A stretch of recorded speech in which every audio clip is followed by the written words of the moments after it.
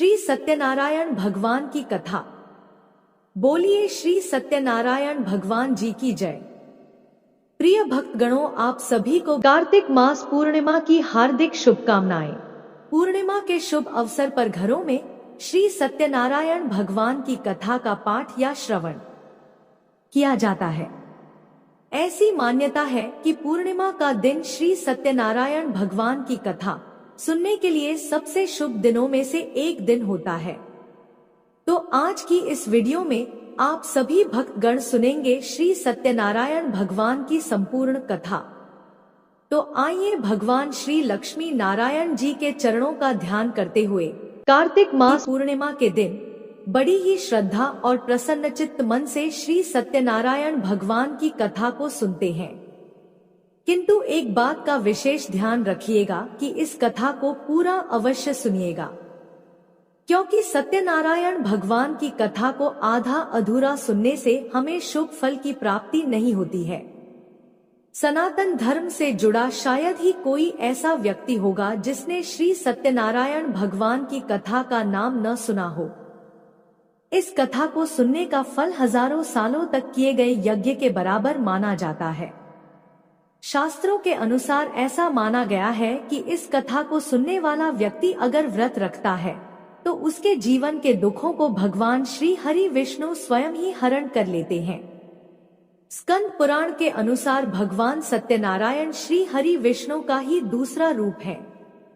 इस कथा की महिमा को भगवान श्री सत्यनारायण ने अपने मुख से देवर्षि नारद को बताया है। पूर्णिमा के दिन इस कथा को सुनने का विशेष महत्व है। कलयुग में इस व्रत कथा को सुनना बहुत पुण्य प्रदान करने वाला माना गया है। तो हमारी आपसे विनम्र विनती है कि इस कथा को पूरा अवश्य सुनिएगा। जो लोग पूर्णिमा के दिन सत्यनारायण भगवान की कथा नहीं सुन पाते हैं, वे कम से कम भगवान सत्यनारायण का मन में ध्यान कर ले, इससे विशेष लाभ होता है। पुराणों में ऐसा भी बताया गया है कि जिस स्थान पर श्री सत्यनारायण भगवान की पूजा होती है, वहां गौरी, गणेश, नवग्रह और समस्त दिक्पाल आ जाते हैं। इस कथा के प्रभाव से खुशहाल जीवन, दाम्पत्य सुख, मनचाहे वरवधू, संतान, स्वास्थ्य जैसी समस्त मनोकामनाओं की पूर्ति होती है। अगर पैसों से जुड़ी कोई समस्या है तो यह कथा किसी संजीवनी से कम नहीं है। प्रिय श्रोताओं, जब भी मौका मिले भगवान सत्यनारायण की कथा अवश्य सुने और सुनाएं।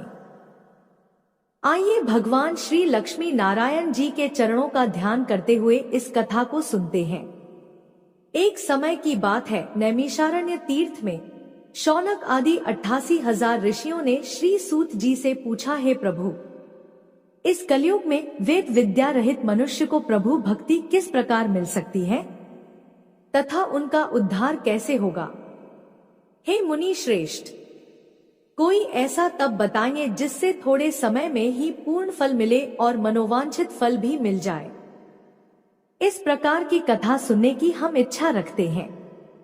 सर्व शास्त्रों के ज्ञाता श्री सूत जी बोले, हे वैष्णवों में पूज्य, आप सभी ने समस्त प्राणियों के हित की बात पूछी है, इसलिए मैं एक ऐसे श्रेष्ठ व्रत को आप सभी को बताऊंगा जिसे नारद जी ने लक्ष्मी नारायण जी से पूछा था और स्वयं लक्ष्मीपति ने मुनि श्रेष्ठ नारद जी से इस कथा को कहा था। आप सब इसे ध्यान से सुनिए। एक समय की बात है, योगीराज नारद जी दूसरों की हित की इच्छा लिए अनेकों लोकों में घूमते हुए मृत्यु लोक में आ पहुँचे।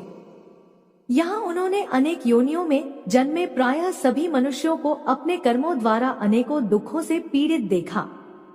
उनका दुख देख नारद जी सोचने लगे कि कैसा यत्न किया जाए जिसके करने से निश्चित रूप से मानव के दुखों का अंत हो जाए। इसी प्रकार मनन करते हुए वह विष्णु लोक में गए।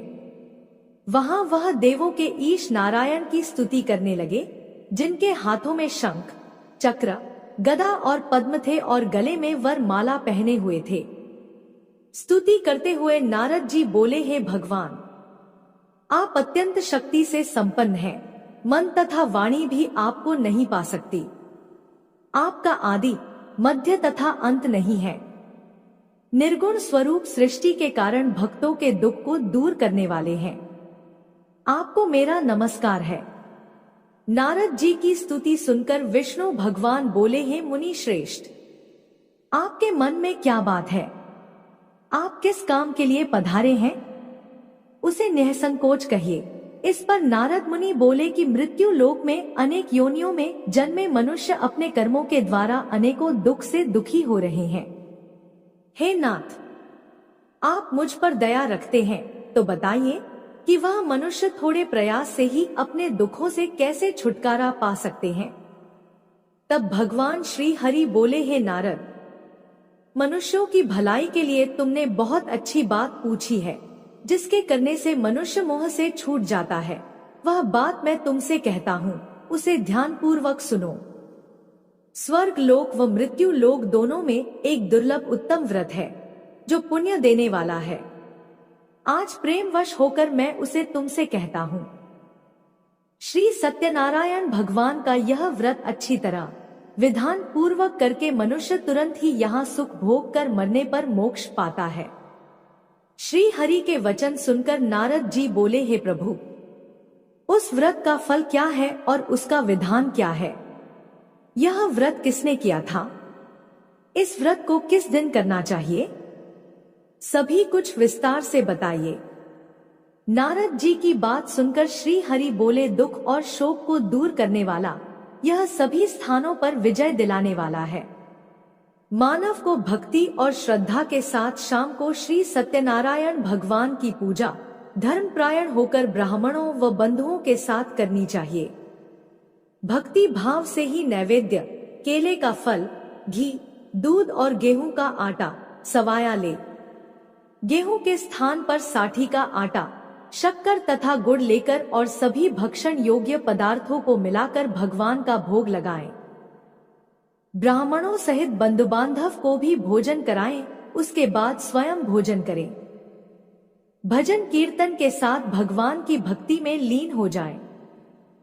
इस तरह से सत्यनारायण भगवान का यह व्रत करने पर मनुष्य की सारी इच्छाएं निश्चित रूप से पूरी होती हैं। इस कलिकाल अर्थात कलयुग में मृत्यु लोक में मोक्ष का यही एक सरल उपाय बताया गया है। इस प्रकार से श्री सत्यनारायण व्रत कथा का प्रथम अध्याय संपूर्ण हुआ। आप लोग बड़ी श्रद्धा और प्रेम से बोलिए, श्री सत्यनारायण भगवान की जय। श्रोताओं, अब दूसरा अध्याय सुनिए। सूत जी बोले, हे ऋषियों, जिसने सबसे पहले इस व्रत को किया था, मैं उसका इतिहास कहता हूँ, इसे ध्यान से सुनो। सुंदर काशीपुरी नगरी में एक अत्यंत निर्धन ब्राह्मण रहता था। भूख प्यास से परेशान वह धरती पर घूमता रहता था। ब्राह्मणों से प्रेम करने वाले भगवान ने एक दिन ब्राह्मण का वेश धारण कर उसके पास जाकर पूछा, हे विप्र, नित्य दुखी होकर तुम पृथ्वी पर क्यों घूमते हो? दीन ब्राह्मण बोला, मैं निर्धन ब्राह्मण हूँ, भिक्षा के लिए धरती पर घूमता रहता हूँ। हे भगवान, यदि आप इसका कोई उपाय जानते हैं तो मुझे बताइए। वृद्ध ब्राह्मण बोले कि सत्यनारायण भगवान मनोवांछित फल देने वाले हैं, इसलिए तुम उनका पूजन करो। इसे करने से मनुष्य सभी दुखों से मुक्त हो जाता है। वृद्ध ब्राह्मण बनकर आए सत्यनारायण भगवान उस निर्धन ब्राह्मण को व्रत का सारा विधान बताकर अंतर्ध्यान हो गए। ब्राह्मण मन ही मन सोचने लगा कि जिस व्रत को वृद्ध ब्राह्मण करने को कह गया है, मैं उसे अवश्य करूंगा। यह निश्चय करने के बाद उसे रात में नींद नहीं आई। वह सवेरे उठकर श्री सत्यनारायण भगवान के व्रत का निश्चय कर भिक्षा के लिए चला गया। उस दिन निर्धन ब्राह्मण को भिक्षा में बहुत धन मिला, जिससे उसने बंधु बांधव के साथ मिलकर श्री सत्यनारायण भगवान का व्रत संपन्न किया। भगवान सत्यनारायण का व्रत संपन्न करने के बाद वह निर्धन ब्राह्मण सभी दुखों से मुक्त हो गया और अनेक प्रकार की संपत्तियों से युक्त हो गया। उसी समय से यह ब्राह्मण हर माह इस व्रत को करने लगा। इस तरह से सत्यनारायण भगवान के व्रत को जो मनुष्य करेगा, वह सभी प्रकार के पापों से छूटकर मोक्ष को प्राप्त होगा। जो मनुष्य इस व्रत को करेगा, वह भी दुखों से मुक्त हो जाएगा। सूत जी बोले, इस तरह से नारद जी से नारायण जी का कहा हुआ श्री सत्यनारायण व्रत को मैंने तुमसे कहा। हे विप्रों, मैं अब और क्या कहूं? ऋषि बोले, हे मुनिवर, संसार में उस विप्र से सुनकर और किस किस ने इस व्रत को किया, हम सब इस बात को सुनना चाहते हैं। इसके लिए हमारे मन में श्रद्धा का भाव है। सूत जी बोले, हे मुनियों, जिस जिसने इस व्रत को किया है वह सब सुनो। एक समय वही विप्र धन और ऐश्वर्य के अनुसार अपने बंधु बांधवों के साथ इस व्रत को करने को तैयार हुआ। उसी समय एक लकड़ी बेचने वाला बूढ़ा आदमी आया और लकड़ियां बाहर रखकर अंदर ब्राह्मणों के घर में गया। प्यास से दुखी लकड़हारा उन्हें व्रत करते देख प्रणाम कर पूछने लगा कि आप यह क्या कर रहे हैं तथा इसे करने से क्या फल मिलेगा, कृपया मुझे भी बताइए। ब्राह्मण ने कहा कि हे राजन, सब मनोकामनाओं को पूरा करने वाला यह सत्यनारायण भगवान का व्रत है। इनकी कृपा से ही मेरे घर में धन धान्य आदि की वृद्धि हुई है। विप्र से सत्यनारायण व्रत के बारे में जानकर लकड़हारा बहुत प्रसन्न हुआ। चरणामृत लेकर वह प्रसाद खाने के बाद अपने घर गया। लकड़हारे ने अपने मन में संकल्प लिया कि आज लकड़ी बेचने से जो धन मिलेगा उसी से मैं श्री सत्यनारायण भगवान का उत्तम व्रत करूंगा। मन में इस विचार को लेकर बूढ़ा आदमी सिर पर लकड़ियां रखकर उस नगर में बेचने गया जहां धनी लोग ज्यादा रहते थे। उस नगर में उसे अपनी लकड़ियों का दाम पहले से 4 गुना अधिक मिला। बूढ़ा प्रसन्नता के साथ दाम लेकर केले, शक्कर, घी, दूध, दही और गेहूं का आटा लिया और सत्यनारायण भगवान के व्रत की अन्य सामग्रियां लेकर अपने घर गया। वहां उसने अपने बंधु बांधव को बुलाकर विधि विधान से सत्यनारायण भगवान का पूजन और व्रत किया।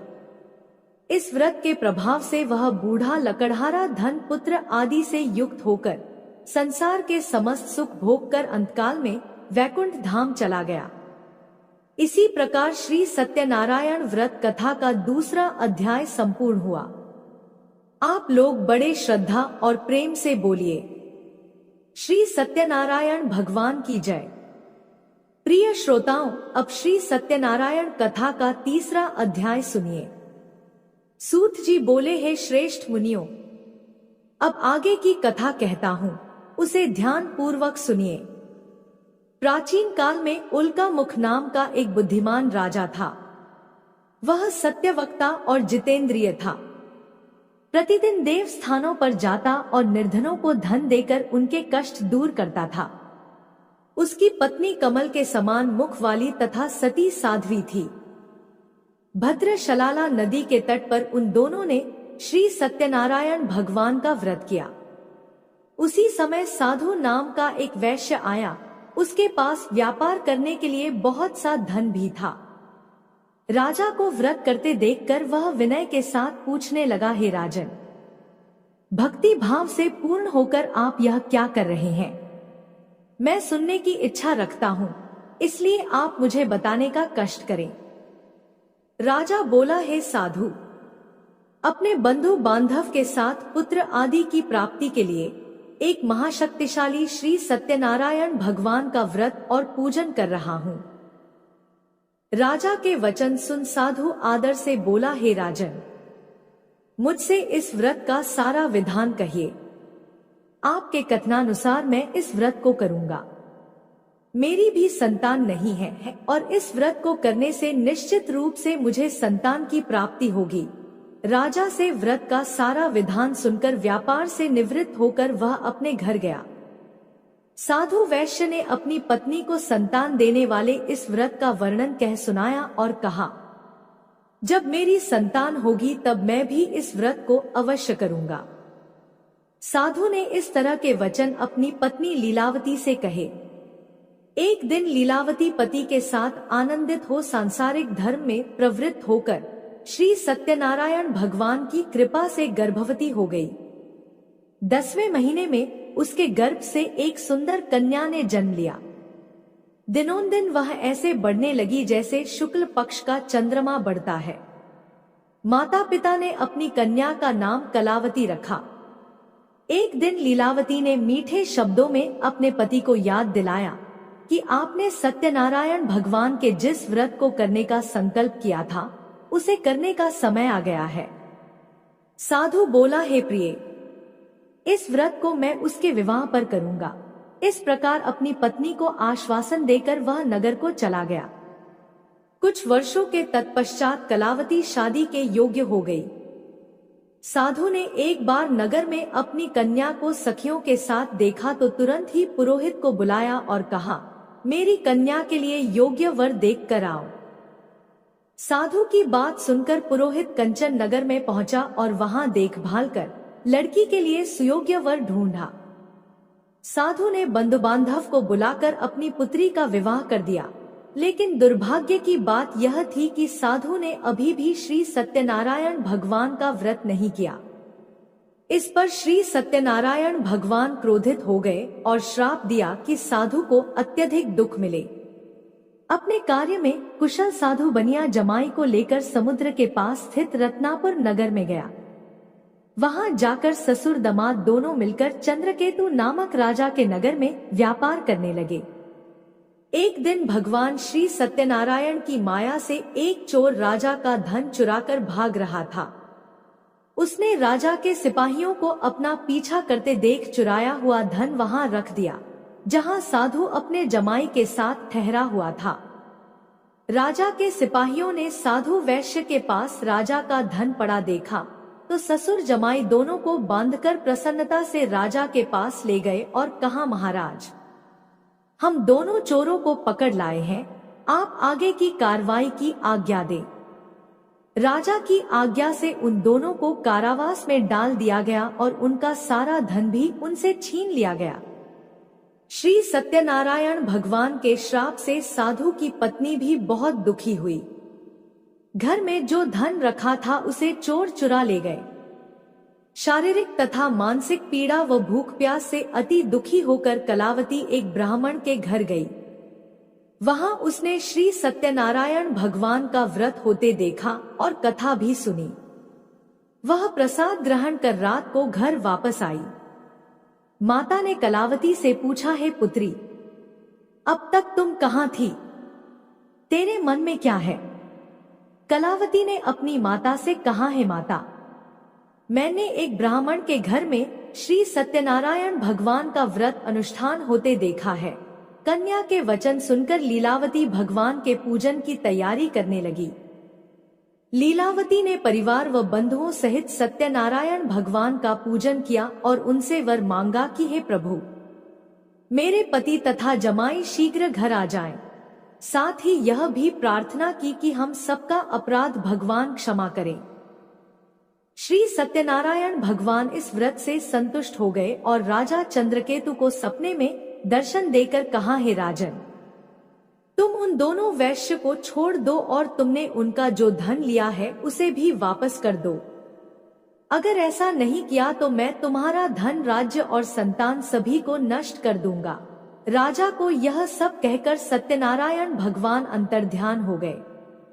प्रातःकाल सभा में राजा ने अपना सपना सुनाया, फिर बोले, वणिक पुत्रों को कैद से मुक्त कर सभा में लाओ।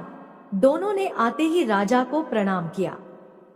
राजा अत्यंत मधुर वाणी में बोला, हे महानुभावों, दुर्भाग्य से ऐसा कठिन दुख तुम्हें प्राप्त हुआ है, लेकिन अब तुम्हें कोई भय नहीं है। ऐसा कहकर राजा ने उन दोनों को नए वस्त्र और आभूषण पहनाए और जितना धन उनका लिया था उससे दोगुना धन वापस कर दिया। दोनों वैश्य अपने घर को चल दिए। इस प्रकार से श्री सत्यनारायण व्रत कथा का तीसरा अध्याय यहीं पर संपूर्ण हुआ। बड़े श्रद्धा और प्रेम से बोलिए, श्री सत्यनारायण भगवान की जय। श्रोताओं, आइए अब श्री सत्यनारायण भगवान की कथा का चौथा अध्याय सुनते हैं। सूत जी बोले, वैश्य ने मंगलाचार कर अपनी यात्रा आरंभ की और अपने नगर की ओर चल दिए। उनके थोड़ी दूर जाने के बाद एक दंडी वेशधारी श्री सत्यनारायण भगवान ने उनसे पूछा, हे साधु, तेरी नाव में क्या है? व्यापारी हंसता हुआ बोला, हे दंडी, आप क्यों पूछते हो? क्या धन लेने की इच्छा है? मेरी नाव में तो बेल और पत्ते भरे हुए हैं। वैश्य के कठोर वचन सुनकर दंडी बने श्री सत्यनारायण भगवान बोले, तुम्हारे वचन सत्य हो। दंडी ऐसा वचन कहकर वहां से दूर चले गए और कुछ दूर जाकर समुद्र के किनारे बैठ गए। दंडी के जाने के बाद साधु वैश्य ने नित्य क्रिया के पश्चात नाव को ऊंची उठती देखकर आश्चर्यचकित हो गया और नाव में बेल पत्ते आदि देख वह मूर्छित हो वहीं पर गिर पड़ा। मूर्छा खुलने पर वह अत्यंत शोक में डूब गया। तब उसका दामाद बोला, पिताजी आप शोक ना मनाएं, यह दंडी का श्राप है, इसलिए हमें उनकी शरण में जाना चाहिए, तभी हमारी मनोकामना पूरी होगी। दामाद की बात सुनकर वह दंडी के पास पहुंचा और अत्यंत विनम्रता एवं भक्ति भाव से प्रणाम करके बोला, हे महाराज, मैंने आपसे जो असत्य वचन कहे थे उनके लिए मुझे क्षमा कर दीजिए। ऐसा सुनकर महान शोकातुर होकर दंडी भगवान बोले, हे वणिक पुत्र, मेरी आज्ञा से बार बार तुम्हें दुख प्राप्त हुआ है क्योंकि तुम मेरी पूजा से विमुख हुए। साधु बोला, हे प्रभु, आपकी माया से ब्रह्मा आदि देवता भी आपके रूप को नहीं जानते। प्रभु, मैं तो अज्ञानी हूँ, कैसे जान सकता हूँ? आप प्रसन्न होइए, अब मैं अपनी सामर्थ्य के अनुसार आपकी पूजा करूंगा। हे प्रभु, मेरी रक्षा कीजिए और पहले के समान नौका में धन धान्य भर दीजिए। साधु वैश्य के भक्तिपूर्ण वचन सुनकर भगवान प्रसन्न हो गए और उसकी इच्छा अनुसार वरदान देकर अंतर्ध्यान हो गए। ससुर जमाई जब लौटे तो नाव धन से भरी हुई थी। फिर वही अपने अन्य साथियों के साथ श्री सत्यनारायण भगवान का पूजन कर अपने नगर को चल दिए। जब नगर के नजदीक पहुंचे तो दूत को घर पर खबर करने के लिए भेज दिया।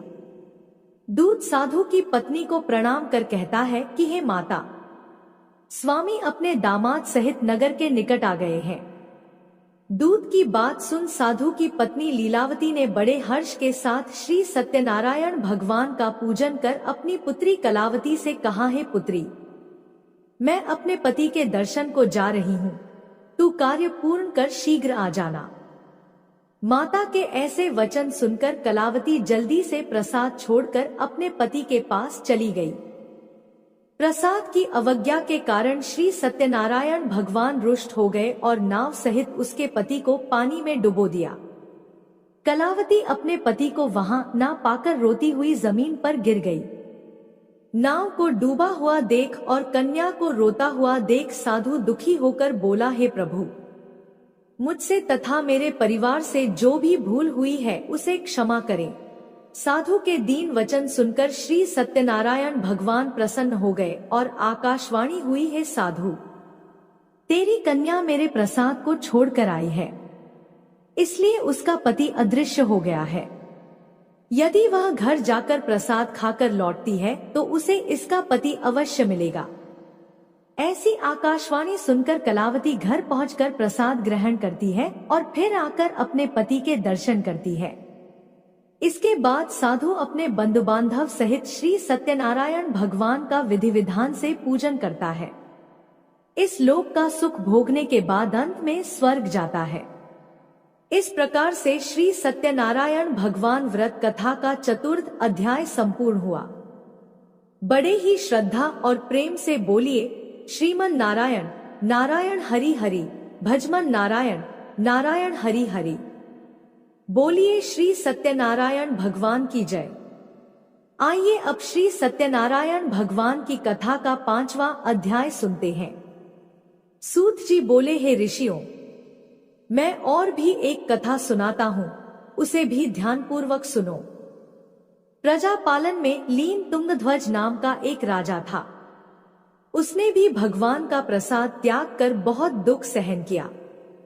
एक बार वन में जाकर वन्य पशुओं को मारकर वह वट के पेड़ के नीचे आया।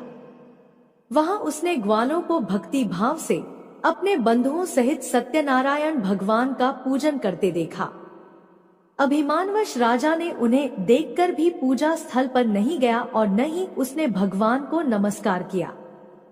ग्वालों ने राजा को प्रसाद दिया, लेकिन उसने वह प्रसाद नहीं खाया और प्रसाद को वहीं छोड़कर अपने नगर को चला गया। जब वह नगर में पहुंचा तो वहां सब कुछ तहस नहस हो चुका था। वह राजा शीघ्र ही समझ गया कि यह सब भगवान ने ही किया है। वह दोबारा ग्वालों के पास पहुंचा और विधिपूर्वक पूजा करके प्रसाद खाया तो श्री सत्यनारायण भगवान की कृपा से सब कुछ पहले जैसा हो गया। दीर्घ काल तक सुख भोगने के बाद मरणोपरांत उसे स्वर्ग लोक की प्राप्ति हुई। जो मनुष्य परम दुर्लभ इस व्रत को करेगा अथवा सुनेगा, भगवान श्री सत्यनारायण की अनुकंपा से उसे धन धान्य की प्राप्ति होगी। सत्यनारायण भगवान की कृपा से निर्धन धनी हो जाता है और दुर्बल बलवान हो जाता है। संतानहीन मनुष्य को संतान सुख मिलता है और सारे मनोरथ पूर्ण होने पर मानव अंतकाल में बैकुंठ धाम को जाता है। सूत जी बोले, जिन्होंने पहले इस व्रत को किया है, अब उनके दूसरे जन्म की कथा कहता हूँ, उसे ध्यान पूर्वक सुनो। वृद्ध सतानंद ब्राह्मण ने सुदामा का जन्म लेकर मोक्ष की प्राप्ति की। लकड़हारे ने अगले जन्म में निषाद बनकर मोक्ष प्राप्त किया। उल्कामुख नाम का राजा दशरथ होकर वैकुंठ को गए। साधु नाम के वैश्य ने मोर ध्वज बनकर अपने पुत्र को आरे से चीर कर मोक्ष पाया। महाराज तुंगध्वज ने स्वयंभू होकर भगवान में भक्ति युक्त कर्म करके मोक्ष पाया। इस प्रकार श्री सत्यनारायण व्रत कथा का 5वां अध्याय संपूर्ण हुआ। बड़ी ही श्रद्धा और प्रेम से बोलिए, श्री सत्यनारायण भगवान की जय। आइए अब श्री सत्यनारायण भगवान की आरती सुनते हैं। जय श्री लक्ष्मी रमणा स्वामी, जय लक्ष्मी रमणा सत्यनारायण स्वामी। सत्यनारायण स्वामी जन पातक हरना, ओम जय लक्ष्मी रमणा। रत्न जड़ित सिंहासन अद्भुत छवि राज स्वामी, अद्भुत छवि राज। नाद करद निरंतर, नाद करद निरंतर, घंटा ध्वनि बाजे, ओम जय लक्ष्मी रमणा। प्रगट भय कली कारण द्विज को दर्श दियो स्वामी, द्विज को दर्श दियो। बूढ़ा ब्राह्मण बनके, बूढ़ा ब्राह्मण बनके कंचन महल कियो, ओम जय लक्ष्मी रमणा। दुर्बल भील कराल जिन पर कृपा करी स्वामी, जिन पर कृपा करी। चंद्रचूर्ण एक राजा, चंद्रचूर्ण एक राजा, तिनकी विपत हरी, ओम जय लक्ष्मी रमणा। वैश्य मनोरथ पायो, श्रद्धा तज दीनी स्वामी, श्रद्धा तज दीनी। सो फल भोग्य प्रभु जी, सो फल भोग्य प्रभु जी, फेर स्तुति कीनी, ओम जय लक्ष्मी रमणा। भाव भक्ति के कारण छिन छिन रूप धरी स्वामी, छिन छिन रूप धरियो। श्रद्धा धारण कीनी, श्रद्धा धारण कीनी, जन को काज सरियो, ओम जय लक्ष्मी रमणा। ग्वाल बाल संग राजा वन में भक्ति करी स्वामी, वन में भक्ति करी। मन वांछित फल दीना, मन वांछित फल दीना, दीन दयाल हरि, ओम जय लक्ष्मी रमणा। चढ़त प्रसाद सवाया, कदली फल मेवा स्वामी, कदली फल मेवा। धूप दीप तुलसी से, धूप दीप तुलसी से, राजी सतदेवा, ओम जय लक्ष्मी रमणा। श्री सत्यनारायण जी की आरती जो कोई नर गावे स्वामी, आरती जो कोई नर गावे, कहत शिवानंद स्वामी, कहत शिवानंद स्वामी। मन वांछित फल पावे, ओम जय लक्ष्मी रमणा। बोलिए श्री सत्यनारायण भगवान की जय। श्रोताओं, पूरी सत्यनारायण व्रत कथा का निहितार्थ यह है कि लौकिक एवं पालौकिक हितों की साधना के लिए मनुष्य को सत्य आचरण का व्रत लेना चाहिए। सत्य ही भगवान है, सत्य ही विष्णु है। लोक में सारी बुराइयों, सारे कलेश, सारे संघर्षों का मूल कारण है सत्य आचरण का अभाव। श्री सत्यनारायण व्रत कथा पुस्तिका में इस संबंध में एक श्लोक है, जिसका अर्थ है कि सत्यनारायण व्रत का अनुष्ठान करके मनुष्य सभी दुखों से मुक्त हो जाता है। कलिकाल में सत्य की पूजा विशेष रूप से फलदायी है। सत्य के अनेक नाम हैं, यथा सत्य नारायण, सत्य देव सनातन, सत्य रूपी विष्णु भगवान कलयुग में अनेक रूप धारण करके लोगों को मनवांछित फल देंगे। इसी प्रकार से श्री सत्यनारायण व्रत कथा संपूर्ण हुई। जय श्री सत्यनारायण भगवान। अगर वीडियो पसंद आई तो हमारे चैनल को सब्सक्राइब करें। धन्यवाद।